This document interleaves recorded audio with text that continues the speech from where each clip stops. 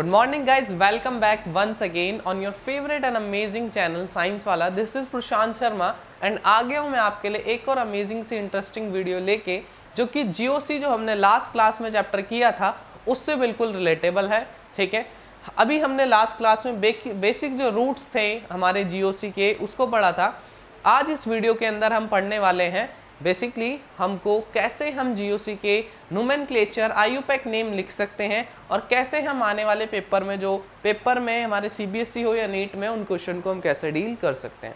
तो आज की हम इस वीडियो में जानेंगे कि हम कैसे नोमेनक्लेचर मतलब आईयूपैक नेमिंग कर सकते हैं।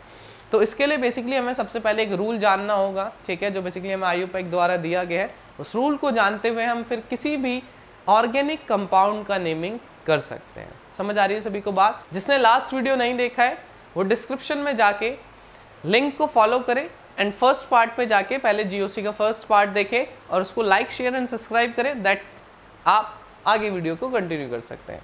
ठीक है, आ जाइए। तो अब अगर हम बात करते हैं यहाँ पर जीओसी में, तो लास्ट क्लास में हमने बात किया था कि कार्बन होता क्यों है, हमें कार्बन को क्यों पढ़ना पड़ा, कार्बन के क्यों इतने सारे चैप्टर्स को हमने 11th में पढ़ा, 12th में भी पढ़ना पड़ रहा है।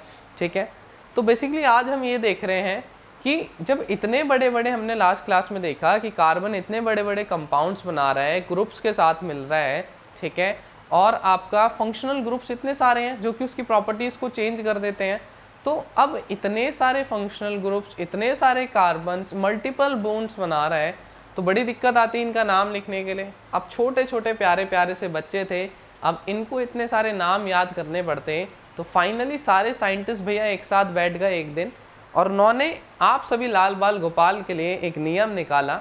This is called IUPAC nomenclature, और इस रूल के अंदर हम इस रूल को फॉलो करते हुए किसी भी आईयूपैक नेमिंग का नाम लिख सकते हैं। मैं आपको और सभी की तरह बहुत सारे रूल्स नहीं लिखाऊंगा, हम जैसे जैसे एग्जाम्पल्स पे आगे बढ़ेंगे अपने आप क्लियर होते चले जाते हैं। सच में आप देखना, जैसे जैसे एग्जाम्पल्स करोगे वो सब रूल्स याद हो जाएंगे, वो इतने सारे रूल्स लिखने का कोई भी फायदा नहीं होता। तो चलिए आगे चलते हैं हम रूल की तरफ। तो सबसे पहले अगर हम आईयूपैक नोमेनक्लेचर के अंदर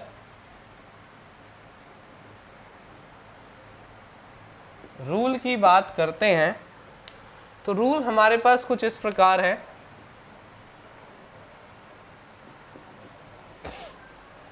कि सबसे पहले हमारे पास आता है वर्ड रूट। क्या आता है? Word root. देखो भैया, हर चीज़ की शुरुआत उसकी जड़ों से ही होती है। हमारी जड़ें हमारे माँ बाप, हमारे वेल विशर हैं भैया सबसे ज़्यादा। ठीक है, हमारे माँ बाप के भी जो रूट्स थी वो हमारे दादा दादी। तो हर चीज़ की शुरुआत सबसे पहले जड़ों से ही होती है और अपनी जड़ों की हमेशा रिस्पेक्ट कीजिए। ठीक है, उनकी आप हमेशा उनको रिस्पेक्ट कीजिए। चलिए सबसे पहले हम बात करते हैं वर्ड रूट। तो सबसे पहले ऑर्गेनिक में भी आपको सबसे पहले वर्ड रूट ढूंढना होता है। बाद में बात करेंगे कि वर्ड रूट रिप्रेजेंट किसे करता है। आगे चलते हैं। मैंने लास्ट क्लास में भी बताया था, जब किसी मेन वर्ड के पीछे हम कुछ जोड़ देते हैं तो उसे सफिक्स कहते हैं, जब मेन वर्ड के आगे कुछ ऐड ऑन करते हैं तो उसे प्रीफिक्स कहते हैं। It's clear that? जैसे कि आपने हिंदी में उपसर्ग एंड प्रत्यय को पढ़ा होगा। उपसर्ग होता है जो मेन वर्ड के आगे आए और प्रत्यय क्या होता है? जो पीछे आए। क्लियर? यहाँ पर भी सेम ऐसे ही है। वर्ड रूट के जो पीछे आता है this is called 1 degree suffix. This is what? 1 degree suffix. Word root के जो आगे आता है this is called 1 degree prefix. क्या कहलाता है? 1 डिग्री प्रीफिक्स। सफिक्स के पीछे आने वाला 2 डिग्री सफिक्स और 1 डिग्री प्रीफिक्स के आगे आने वाला 2 डिग्री प्रीफिक्स। 2 डिग्री प्रीफिक्स को एंड 1 डिग्री प्रीफिक्स को एंड 1 डिग्री सफिक्स को एंड 2 डिग्री सफिक्स को हम कुछ इस प्रकार से कहते हैं। देखना, 1 डिग्री सफिक्स का ध्यान से सुनना, 1 डिग्री सफिक्स का मैं नाम यहाँ पर लिख सकता हूँ बच्चों कि प्राइमरी सफिक्स। क्या कहते हैं हम इसको? Primary suffix. जैसे आप छोटी क्लासेस में थे तो आप पहले प्राइमरी विंग्स में थे, देन आप सेकेंडरी विंग्स में चले गए। ठीक है, primary suffix. It's clear that? Okay. Next आपके पास आता है जब 2 डिग्री पे आप चले जाते हैं तो this is called secondary suffix. It's clear? Any doubt? Doubt हो तो बेटा आप मुझे कमेंट्स करके बता सकते हैं, देन मैं नेक्स्ट वीडियो में उसको सॉल्व करूँगा और ज़रूर कोशिश करूँगा कि मैं उनको सॉल्व कर पाऊँ।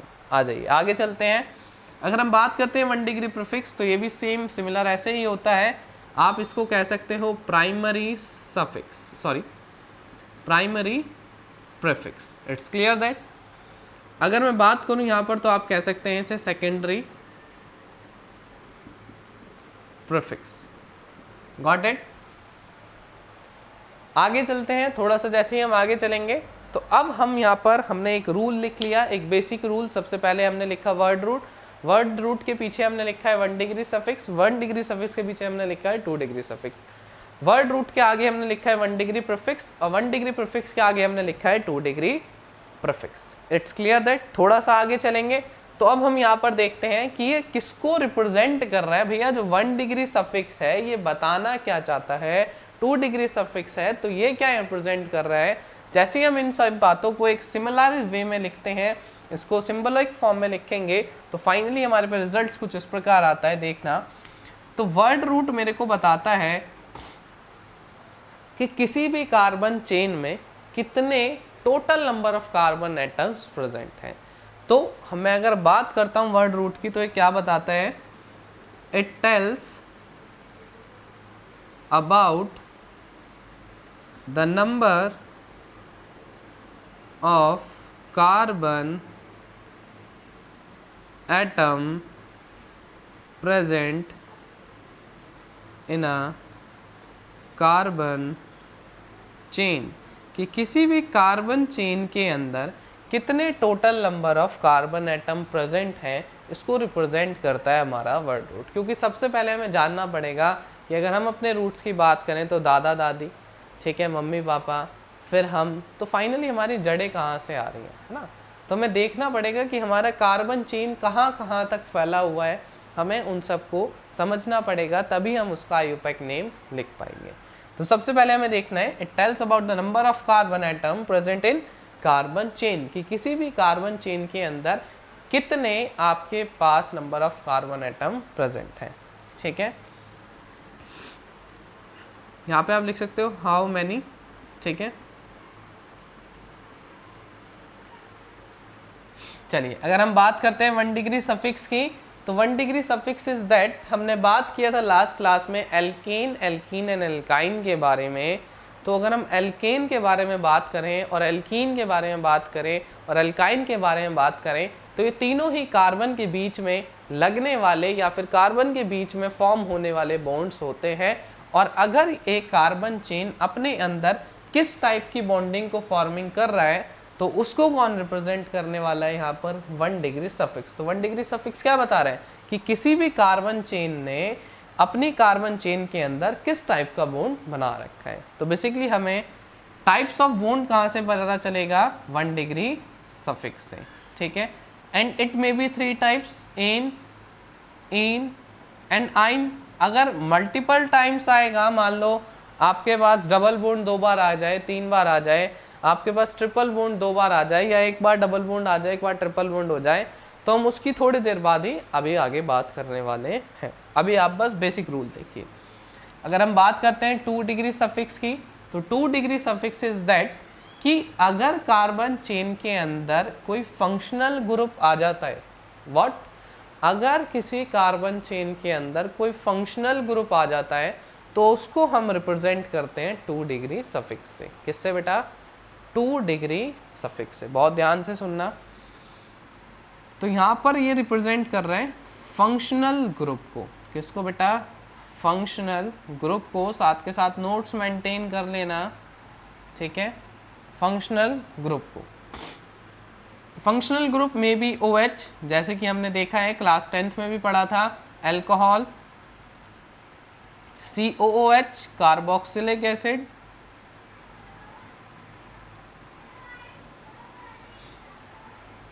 ऐसे ही CHO भी होता है हमारे पास, ठीक है, जिसको हम एल्डिहाइड कहते हैं। ठीक है, ऐसे ही एटसेट्रा हमारे पास और भी होते हैं, जिसकी अभी हम डीप में बात करने वाले हैं थोड़ी देर बाद फंक्शनल ग्रुप के ऊपर। ठीक है, तो बेसिकली आप अभी इतना जानिए कि 2 डिग्री सफिक्स में कौन आता है बेटा, फंक्शनल ग्रुप आते हैं। इधर आ जाइए, अगर मैं बात करता हूं 1 डिग्री सफिक्स, तो 1 डिग्री सफिक्स रिप्रेजेंट करता है if any carbon chain converts into a cyclic format. अगर कोई कार्बन चेन साइक्लिक फॉर्मेट के अंदर पहुंच जाता है तो आपको उसके वर्ड रूट के आगे साइक्लो लिखना ही पड़ेगा, एक्सेप्ट उसके कॉमन नेमिंग के। अगर आप कॉमन नेम नहीं लिख रहे हैं तो आपको उसका वहां पर वर्ड रूट से पहले साइक्लो लगाना ही होगा। दिस इज मस्ट, और आपको लिखना ही होगा। इसमें कुछ ऐड ऑन नहीं करना होता, बस आपको जैसे ही दिखा कि किसी साइक्लिक चेन बन रहा है, कहीं पर किसी कार्बन ने साइक्लिक चेन बना दिया है, एक क्लोज फॉर्मेट में पहुंच चुका है, एक पॉलीगन बन चुका है, तो आपको सीधा उसके नाम के आगे क्या लिख देना है, साइक्लो लिखना है। और साइक्लो हमेशा तभी पॉसिबल होगा, जैसे कि एक पॉलीगन तभी बनता है या फिर एक क्लोज फिगर तभी बनती है जब आपके पास 3 लाइन हो। ऐसे ही एक क्लोज साइक्लिक चेन आपके पास तभी बनेगी जब आपके पास 3 या 3 से अधिक कार्बन होंगे। तो यहाँ पर आपको बस लिखना है साइक्लो, ठीक है। इट्स क्लियर, कोई भी दिक्कत वाली बात नहीं है, बहुत सिंपल सी बात थी, समझदार बच्चे हैं सभी।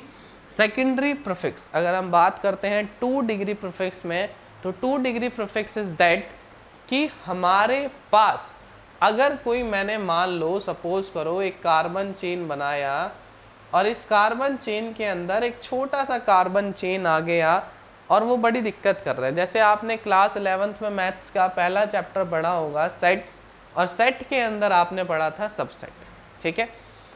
अब जैसे कि अगर आपके मम्मी पापा, आप और आपकी सिस्टर या आपके और भाई बहन, ये क्या एक पूरा सेट है, पर आप क्या हो उस फैमिली का, अगर आपको इंडिविजुअल अलग करके एक सेट बना दे तो आप उस फैमिली का सबसेट हो, है ना।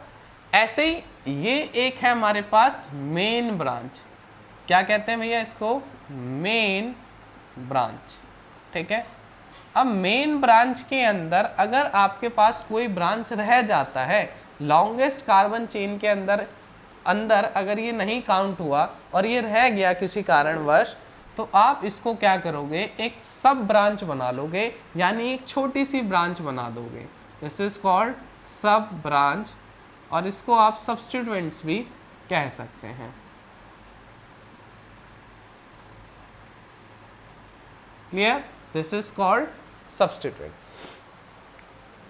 अब आपको क्या करना है, इस सब्स्टिट्यूएंट को जब भी ऐसी कंडीशन बने तो आपको पहुंच जाना है सीधा 2 डिग्री प्रीफिक्स की ओर, और आपको इसका नाम 2 डिग्री प्रीफिक्स के अंदर लिखना है। अभी हम बाद में जानेंगे कि कैसे ये बना, बट हमें अभी यहाँ समझना है कि 2 डिग्री प्रीफिक्स में हमेशा सब्स्टिट्यूएंट आएंगे, एंड सब्स्टिट्यूएंट में भी अल्काइल, अल्काइल के बारे में भी हम आगे डेप्थ में बातें करने वाले हैं। हैलोजन सभी इधर आते हैं, ठीक है। अल्काइल में भी हो सकता है आपका C2H5 जो कि इथाइल है, और CH3 जो कि मिथाइल है, ठीक है। इथाइल एंड मिथाइल ये दोनों ही क्या है, एक अल्काइल ग्रुप को फॉर्मेशन कर रहे हैं। हैलोजन हो सकता है, हैलोजन के अंदर आपका क्लोरो, ब्रोमो,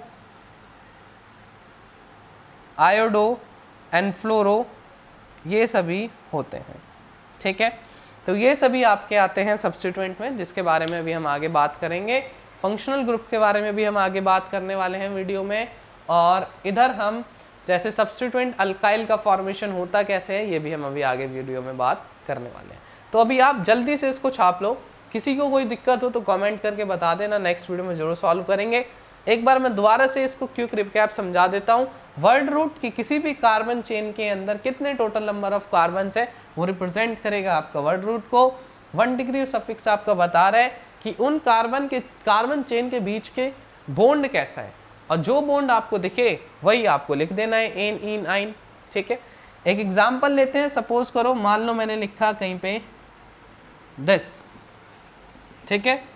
सबसे पहले मुझे यहाँ पर काउंट करना है लॉन्गेस्ट कार्बन चेन, तो यहाँ पर पॉसिबल है 1 2 3, इधर से भी आऊँ तो 1 2 3, 3 कार्बन है, तो मैंने सबसे पहले लिखा मैथ एथ प्रॉप। अभी हम सब कुछ बताएंगे वर्ड रूट क्या होता है, कैसे हम नंबर ऑफ कार्बन लिखते हैं, बस जस्ट ये एग्जाम्पल है। 1 2 3, तो मैथ एथ प्रॉप हमने लिख दिया।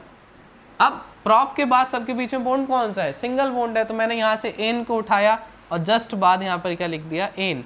तो फॉर एग्जाम्पल इसका नाम क्या हो गया, प्रोपेन। इसका आईयूपैक नेम क्या हुआ, प्रोपेन। अगर मैं यहाँ पर हाइड्रोजन को फिल करता हूँ तो हाइड्रोजन यहाँ पर 1 2 3, इधर 1 और 2, इधर 1 2 3, ठीक है। क्योंकि इस वाले कार्बन ने एक बॉन्ड पहले से इधर बनाया था तो इसके पास 3 बचे हुए थे, दैट्स वाई इधर हाइड्रोजन, इधर इसने 2 पहले से बना रखे थे इसलिए 2 हाइड्रोजन, इस कार्बन ने एक बॉन्ड पहले से इधर बना रखा था, दैट्स वाई इसके पास 3 हाइड्रोजन और आ जाएंगे, इसीलिए इनको हाइड्रोकार्बन कहा जाता है, ठीक है।